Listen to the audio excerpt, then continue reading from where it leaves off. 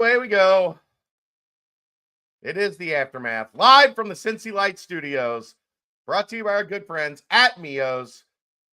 If you're in Clifton, maybe for a basketball game, little pregame action, get yourself to Mio's and maybe have yourself a Cincy Light while you're there. They've got great pizza, great appetizers. Their subs are delicious. I love the steak hoagies personally.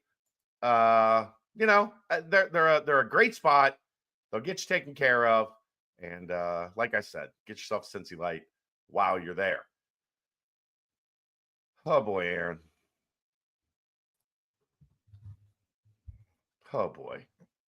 I'm wondering what the crowd's going to be like in here today. We've already gone from people already leaving.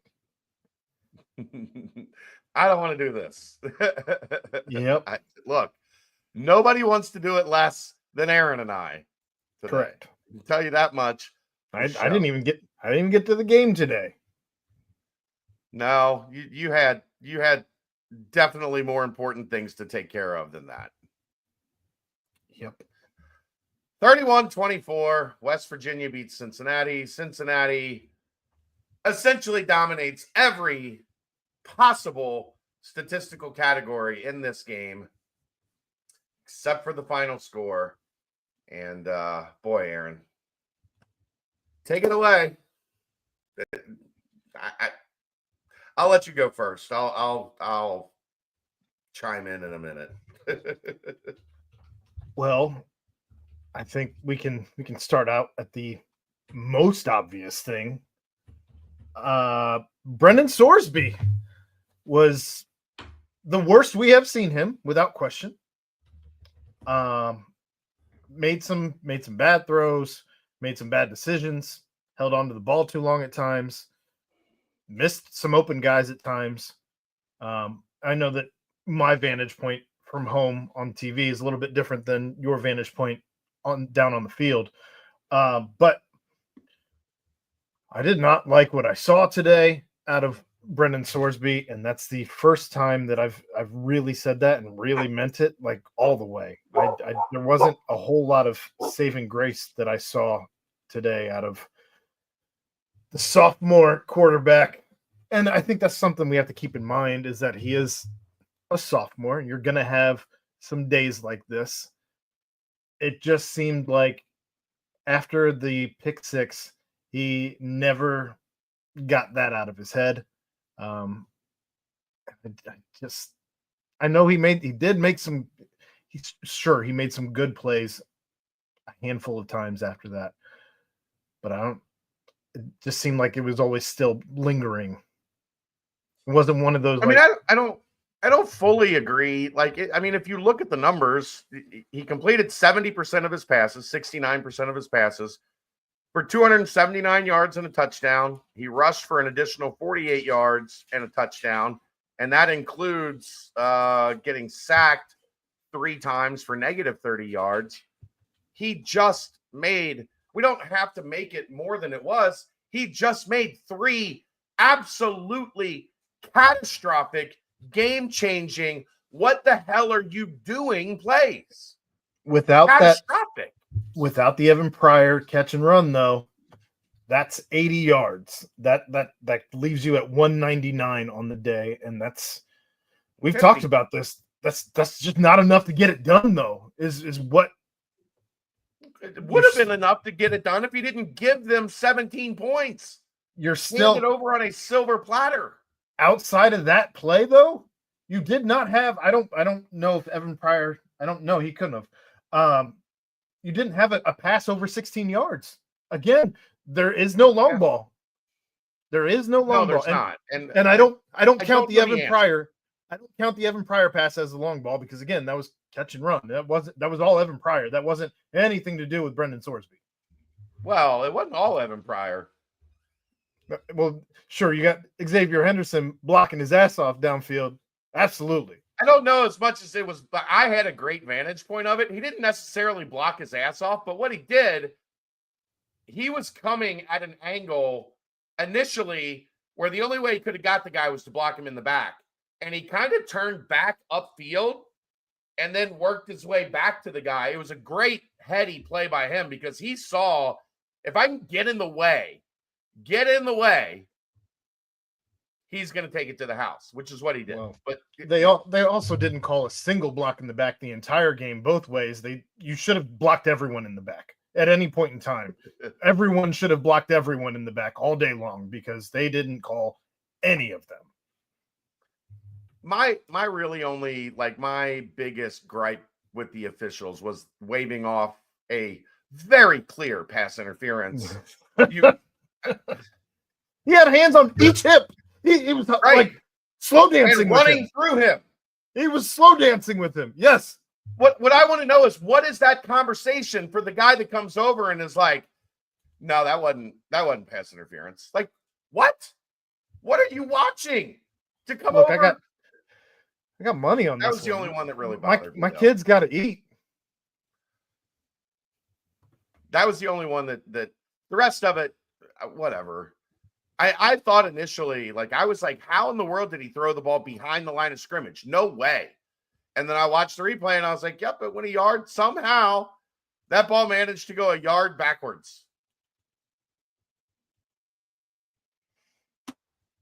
I mean, yep. Just, it's frustrating because in a lot of ways, they did things well enough to win that game. But at the root of the problem that we have had in a lot of these games, Aaron, they are not good enough to be the team that makes the bigger mistakes. They are not at a point yet. Like, if you go back to 2020, 2021, playing against American Athletic Conference competition with a bunch of NFL guys, they were good enough to make some mistakes and still be the better team. Right now, they are not at a point where they can continue to make these, like, soul-crushing mistakes that we have continued to see. And the easy thing is to blame it on the coaching, and I don't blame people that do that. Like, it's ultimately, it lies at the feet of the head coach because it is his program. It is his job to get his team not to make those mistakes. But on the flip side of that, there is still some responsibility with the guys on the field to not do something like on first down, give away that ball when in the fourth quarter, when Cincinnati potentially is driving to score the go-ahead touchdown and giving themselves a chance to overcome all of the bad shit that happened. And then it gets wiped away on a first down play. Take the sack. You would have lost, what, 5 yards? Take the sack. You don't have to do that. You don't have to try to force everything. And I get he's a gunslinger. He's a guy that, one of the things that you love about him is he stands in there and he takes hits and he, right. But this is the negative side of that because he's going to keep firing the gun. Sometimes you just shoot an innocent bystander because you're just firing the gun all over the place. Catching strays. They're just innocent bystanders all over the field today. Ugh. That was like the analogy I'd been working on. I diverted and made a different one. The one I was working on all day today is this team doesn't shoot itself in the foot. It shoots itself in the shoulder, in the knee, like important things. Like, you shoot yourself in the foot. Yeah, that hurts, but like, it's a foot. Like, they shoot themselves in very critical play. Like, it's infuriating because the defense, outside of the 2 deep balls on third down, which they were really good throws, and I'll give the quarterback credit for that, but they shut down the run game. Outside of those 2 plays, West Virginia didn't have a pass game. Like, the defense did everything you could possibly ask of them. They played outstanding. The defense played outstanding. The defense played like you should play coming out of a bye week. The offense playing against a backup quarterback. The offense is still sputtering in the same ways that it was sputtering before the bye week. I thought they ran it pretty well today. I thought Corey had a strong day. I think the offense was okay. Like, I'm not saying they like had a prolific day. They were okay. But again, catastrophic errors. And the special teams was dreadful. I think you also have to, I'm kind of going on just a little off topic here, but one of the plays that drove me insane was going for it on fourth down when you're like the 20, 26, 27 yard line, something like that. And you could have just taken the points. And instead you're going for it on fourth down. I don't mind going for the win. I don't mind playing aggressive to win. I really don't. This was in the first half. I know, but you're being aggressive. You're trying to win the game. You're trying to set a tone of we are the aggressor in this game. I don't mind that. Like, now it was a mess from the start because Evan Pryor was completely out. Like, and Darren, thank you. I asked Brendan about this in the post game. You had 3 timeouts. My question to Sorsby is on point. Why didn't he call a timeout when Pryor seemed lost on the fourth down play? You have 3 timeouts. It's 4th and 1. You're going to gamble. You're not set. You're shifting guys around. You're like, call timeout. Call timeout. Go over. Talk about it. And get on the same page. I didn't understand the need to like scramble through that. And then it leads to a game-changing play, a back-breaking play. Like, it's the first half. The only thing you really need to save in the first half is 1 timeout so you can, if you're in position where you need to kick a field goal or whatever. Like, I don't get not taking a timeout there, for one, and for 2, hand the fucking ball off to Corey Kiner. That was a read option. That Sorsby pulled that back. He cannot pull that ball back. Hand it to Corey and let him do his thing. And if they stop him, they stop him. We've been talking about that all season, though. That's been you have a weapon like that, and you just refuse to use it. At critical times, you just refuse to use it. At times where, look, anytime you have 4th and 1, 4th and 2, it does anything short. Anything in 2, anything in 3 is flirting a little bit with disaster. But if you're going for it, 3rd and 2, 4th and 2, 3rd and 1, 4th and 1, it's inexplicable to me not using Corey Kiner in those situations regularly. He ran. I'm double checking here. Geoff in the chat says, "Put him on a milk carton." The problem is, no, you don't have to put him on the milk carton. That's the infuriating thing about it. We know what he can do. He's doing it. He's doing it. He ran 25 times today, Aaron. 3 times on those 25 rushes did he not gain yardage. He had 3 losses of 1 yard. Every other time, he got yards. Give him the ball. What did they do in the second half on third and short, 4th and short? They gave it to Corey, and he got a first down. Crazy. Put him on a milk carton. on those plays, yes, put his ass on a milk carton. 3rd and short, 4th and short, put Corey Kiner on a damn milk carton. Not because he's not getting the job done, because they won't give him the damn ball. But look, it starts and ends with Sorsby's got to know better. Like, the ball is in his hands. You jump out to a 7-0 lead. You're driving down the field. You're in a position to take control of the game. You cannot do what he did. And then on the next play, or on the next series, with 3rd down, he fumbles, and all of a sudden, what should have been at worst 7-0, potentially 14-0, is now you're down 10-7, and momentum is gone, all the way gone. Well, and that sucks because you start out, the defense shuts them down, 3 and out, first possession, when we we're all feeling pretty good at that point in time. Then you march down the field, you put 7 on the board. Again, we're all feeling great at that point in time. We're like, what happened last year is out the window. We're good to go. We can start calling this a rivalry game again, because I'm here to say this game is not currently a rivalry. It is not a rivalry. Call it what you want. I get so bored with that stupid conversation. That's fine. Not a rivalry. Not you, but in general. I think Cincinnati is still finding its footing in the Big 12. And right now, games like today show that you are just a level below all of the teams that had pre-established themselves in the Big 12. I disagree. They controlled the action for most of the game. I think Cincinnati had the better football team. They were better on defense. They were better on offense. They weren't better on special teams. They're terrible on special teams. But Cincinnati had the better football team, and they literally gave it away. They literally just said, you know what? We're not that interested. So I don't agree with I thought against Colorado, and this is not me being soft about this thing.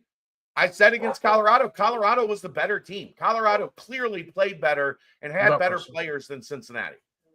I did not think that was the case today. I thought Cincinnati had more weapons on offense. I thought their defense across the board, they were good at the point of attack. You didn't see those big gaping holes that West Virginia had a year ago. That West Virginia's got a really good offensive line. I just didn't see a team I thought that was significantly better than Cincinnati. Cincinnati just did everything it could to not win the game. And you know why you play the game, Aaron? To win. You play to win the game. I will counter you with the fact that the defenses were probably about equal in the fact that West Virginia came up with some really key stops in some very important situations. Sure. I don't know that I'm ready to say that Cincinnati's defense played better. Did they play a more complete game? Perhaps. But those key turnovers, you're looking at 3 turnovers. That's the difference in the game today. I don't even know that anyone can argue that. And you still found yourself within one possession by the end of the game. But I'm not saying West Virginia's defense played bad by any stretch. I think, if you want to call them even or close, that's fine. I thought Cincinnati did a better job against the run. I thought outside of those 2 shots down the left sideline, I thought the pass defense was really good. I strongly agree, Sheridan. I know you're clearly here to just complain about whatever you can complain about, and that's fine. It's a therapy session. That's what we're here for.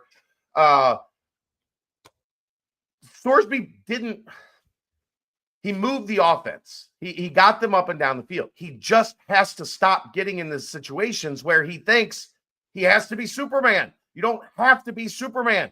Take the sack, throw it out of bounds, live to fight another day. It's like sometimes he's trying to score a 14-point touchdown. That's not, you don't have to do that. Yeah, it's frustrating. And I think we saw too, we talked about a lot this season about how this team takes what the defense gave them. I don't think they did that today. I think that he's still doing what we talked. I think he's still doing what we talked about, though, is he's just missing some reads at times. He's not checking down. He's focusing, dialing in on people. Truthfully, I'm surprised he hasn't thrown more interceptions. These interceptions weren't errant throws. They were just terrible decisions, as we've talked about. I don't think you really put the ball in harm's way when he was throwing it, though. Exactly. I guess that's what I'm saying. I'm surprised that defenses aren't reading because he's not looking around very much. I'm surprised no one's reading his eyes at this point. I'm sure they are. He's not putting the ball in a position for them to take it away, which is that's what you want from your quarterback. But sure. I don't know, I don't know what the the angle is here on he needs to get better, because clearly he does. but he's taking what the defense gives him. He's throwing the ball to open receivers. He's just, and he hasn't done this a lot, but he's done it a couple times this year where it's like, dude, what? Why? I don't understand why. And he's probably having that same conversation internally as he walks back to the sideline. If he's anything the way that I assume him to be at this point, after having listened to him all offseason and all season at the podium. Yeah. So stop doing it. How about that? What else do you want to talk about? Evan Pryor. I want to talk about Evan Pryor. I mean, this dude, he's averaging less than 7 touches a game at this point. Mm-hmm. Today he had 9. I'm fairly certain it's under 7 for the season. It's something like that. I don't know. The game where he came in for Kiner, that might have boosted it a little bit, but that might have got it up to 7 to 8 or but he That's just what he said. I didn't get a chance to listen to that one. He said it's not about the number of touches I get; it's about making the touches I get count. Man, and he has done that. He has talk your shit, boy. Talk your shit. He has done that in spades, and it's almost to the point where I love that they were running him out in receiver situations. Because I think at this point you had him out wide. Well, they were putting him on the field with Kiner, and you have moving him around. At this point in time, he has become a viable weapon, especially just find the way to put the ball in his hands at more than 7 times a game. I'm okay somewhere around 10, including handoffs. Yeah, I'm not saying passes only, but no, I feel you. I think they do deserve credit because they've made those calls at the right time. Correct. Right? Like maybe there is a chance if you give it to him more, it's still it's still just he's making the plays less often. But they've done a pretty good job, like break glass, get touchdown. And that wasn't be clear, that wasn't an Evan Pryor design play. That was Sorsby peeling back, avoiding pressure, and then just seeing him standing over there on the sideline like, hi, I'm open. Because earlier in the game, though, at that point in time, I believe it was earlier, when Sorsby found Pryor on the sideline and it gets called back because you have an ineligible man downfield, Evan Pryor was wide open in the middle of the field for about 2 or 3 seconds before Sorsby makes a more difficult throw to find him on the sideline. Had he found him there in the middle of the field, you have 2 defenders behind him, safeties, and there's a chance that he breaks that one. There's I don't like doing there's a chance. He hasn't been a guy that's broken a lot of tackles, Aaron. He's been a guy that just runs faster than everybody to where he needs to go. You got a couple angles you can go at that point in time. Just saying. He's not Jamar Chase. He doesn't you also hit the speed racer turbo boost. You also don't end up in a situation where you have Evan Pryor, I don't know, or you don't have the ineligible man downfield because Evan Pryor has the ball earlier, and you haven't. That's fair. I guess that's what I'm talking about. Where Sorsby's missing some reads. He's not. That's an example, I guess, of he did find him just a little later than you would have liked, so you avoid the penalty and perhaps get a even bigger yardage gain out of it than the 16 that they had called back on that one.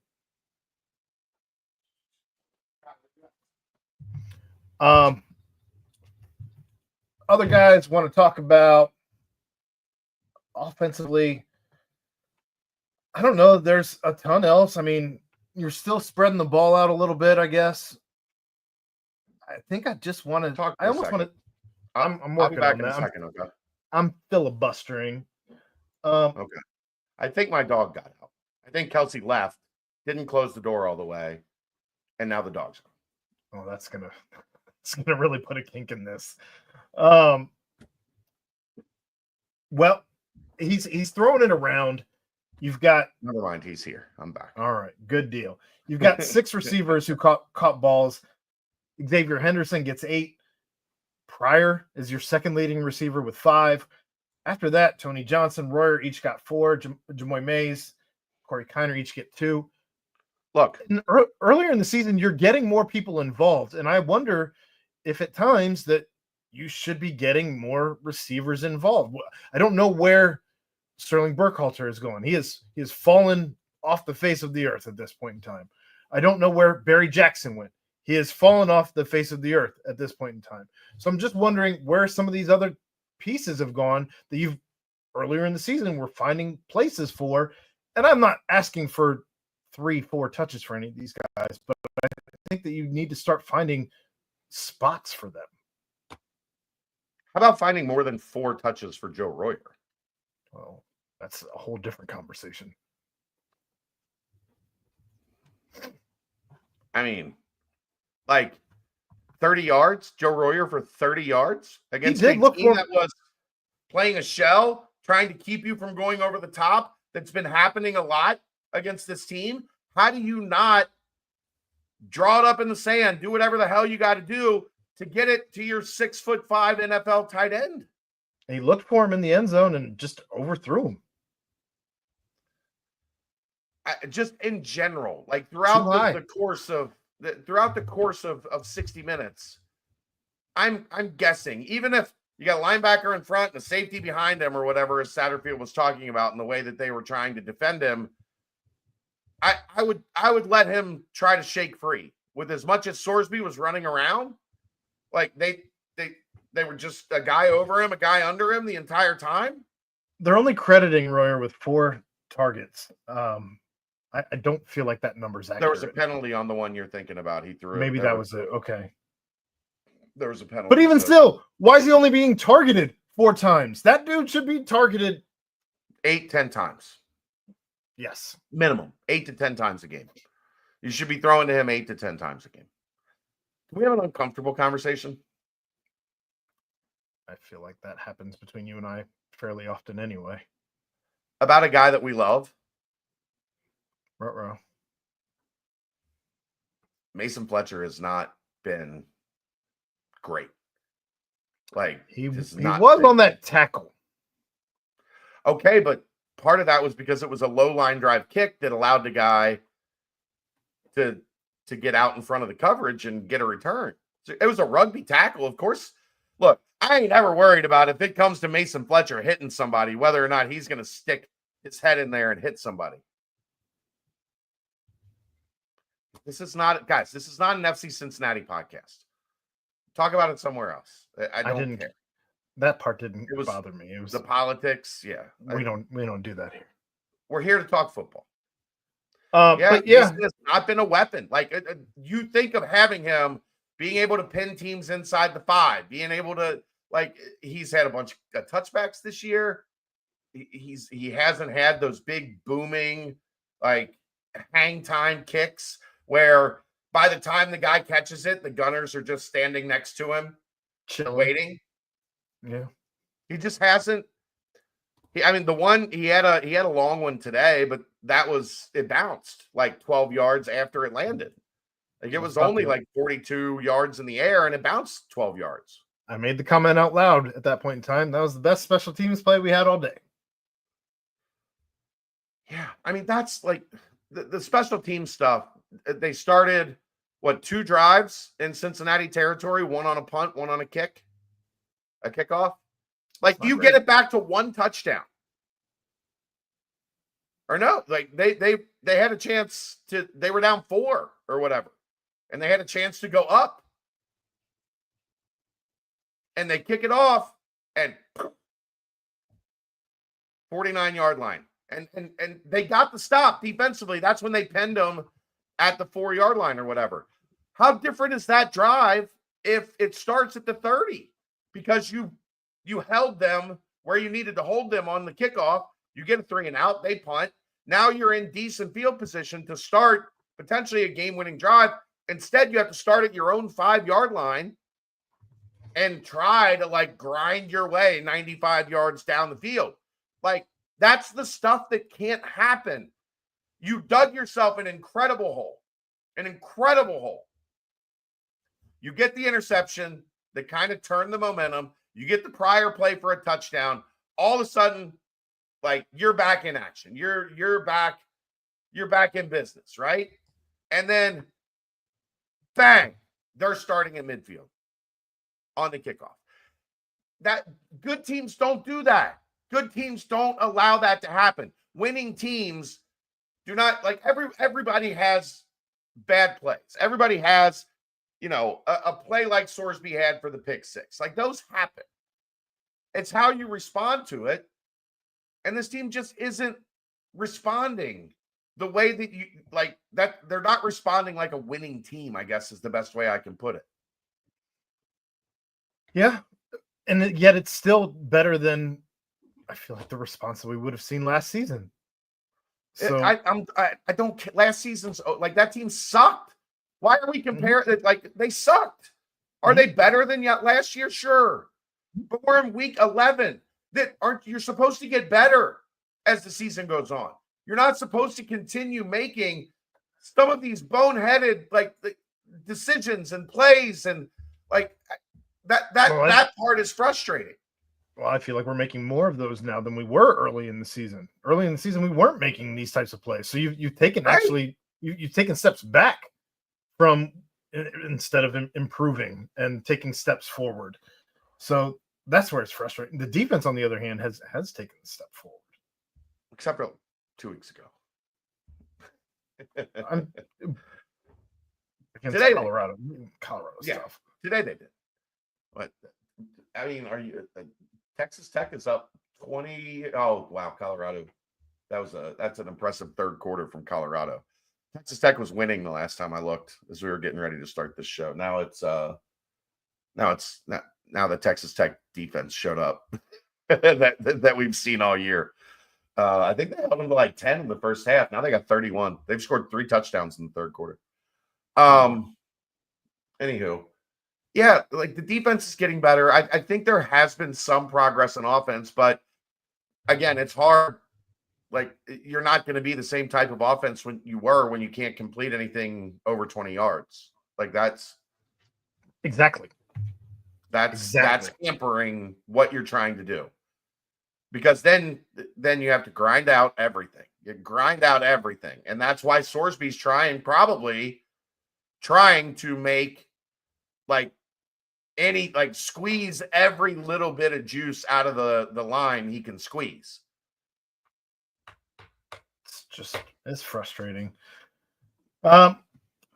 Bartlett had a good day leading the team in tackles, tied with Golday. Good on him there. I thought Dante had a great game. I felt like he was, especially as they crept closer and closer to West Virginia, I feel like he got more and more dominant as the game went on. Yeah. I feel like him being credited with only half a sack, I don't know. He was just more disruptive than that. Somebody got there at the same time he got there, but it was Rob Jackson got to the point at the same time that Dante, that was Dante's sack. No, I'm not pissed. Not around. I'm good.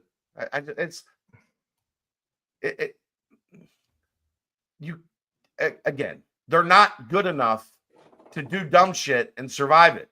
So quit doing dumb shit. If you are, don't let them score on it. Right. I mean, that was what, 17 points off the turnovers, if I'm not mistaken? Yeah. Yeah. You hold them to downs 9. You hold West Virginia to 9 first downs, 3 of 11 on third down. You can't ask for much more out of your defense than that. Those numbers are also skewed because you handed them the ball and let them go score twice. So they don't have to play as much offense when you're just handing them touchdowns. But yes, like, the defense did a lot of things really well today. Really well.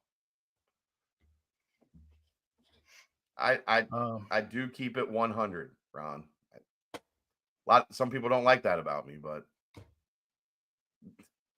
it is what it is. I don't know. I don't know that I have much else on this one.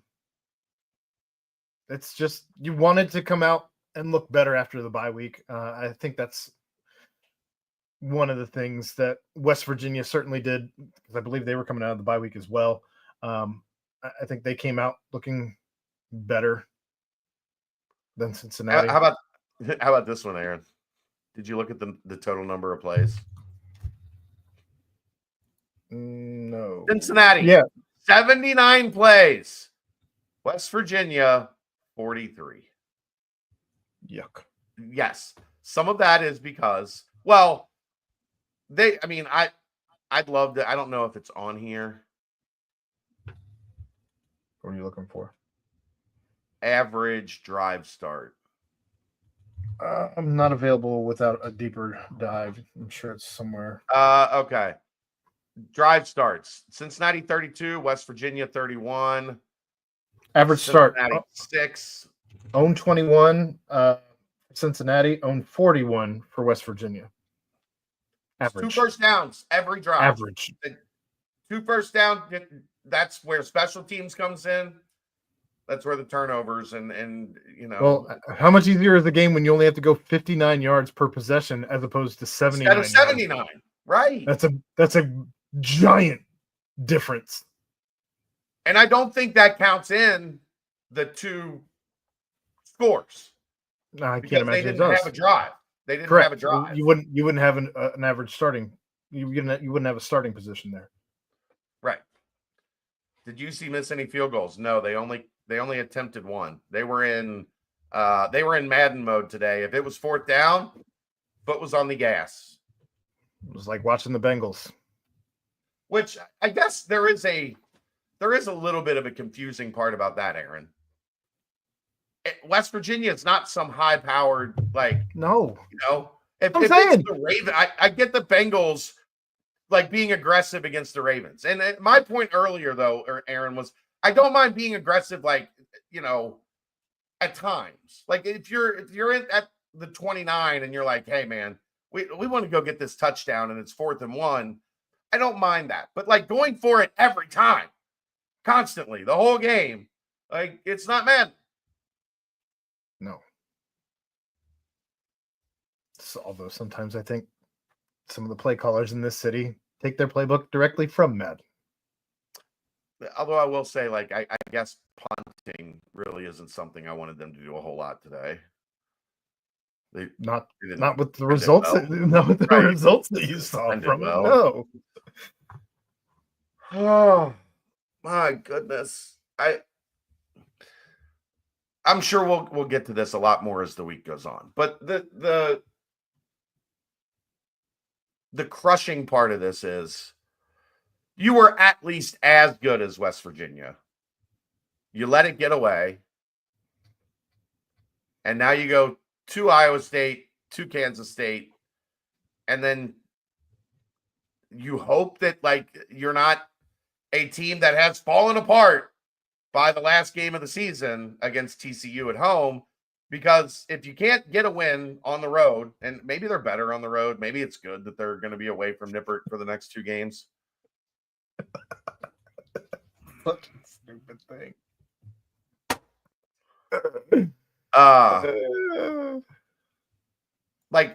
Everything about that TCU team concerns me because they throw the ball around constantly. That UC has done a much better job stopping the run, limiting really good rushing attacks, taking advantage of that. When they played teams with a good quarterback that can push the ball down the field, it ain't been pretty. Well, maybe Iowa State's the one that they end up sneaking out the win against then. Maybe. I mean, you've been very banging the Kansas State W drum. Yeah. That they're going to get one of those 2. Yeah, I still think they get one of those 2. Still, I would have felt a lot more confident about it had they won today. Well, I am confident that this. Hopefully, I really hope that they look back at the end of the season and think that this next week is actually the hardest week of practices they've had all year. Whoa.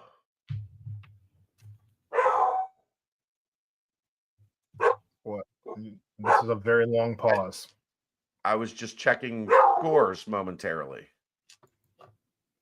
Fourth quarter, 2 minutes, 41 seconds remaining. Kansas 45, Iowa State 36. Nuts. That So Iowa shows State's tomorrow. gonna be on a two-game losing streak. That shows tomorrow, Chad. I know. I just was looking. I was just looking. Not just checking. Iowa State is also going to be on a two-game losing streak coming into that game. Yuck.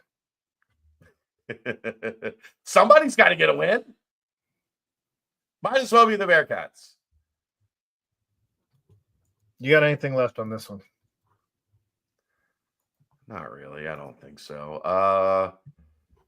7 of 16 on third downs. Good job on West Virginia third downs. They were 3 of 11. So Bearcats did a good job holding them. Dominated time of possession. I don't really see anything else that's I mean, this is where Aaron is upset. Average per completion, 11.2 yards. Like, not an offense. Yeah, you're not taking the top off of anything. You're going to a strip club with pasties, not taking the top off of anything. Unbelievable. That's going to do it. I'll leave you with that bad joke. We'll see everybody. The Bearcat brunch will be tomorrow at 9:30. I'm sure Dave will be very reasonable. And then the BBP on Monday night. Aaron and I will recap the Big 12 tomorrow night as well on the nightcap. That and much more coming right at you. This is The Aftermath, brought to you by Mio's Pizza, live from the Cincy Light Studios, right here on BearcatJournal.com. See ya!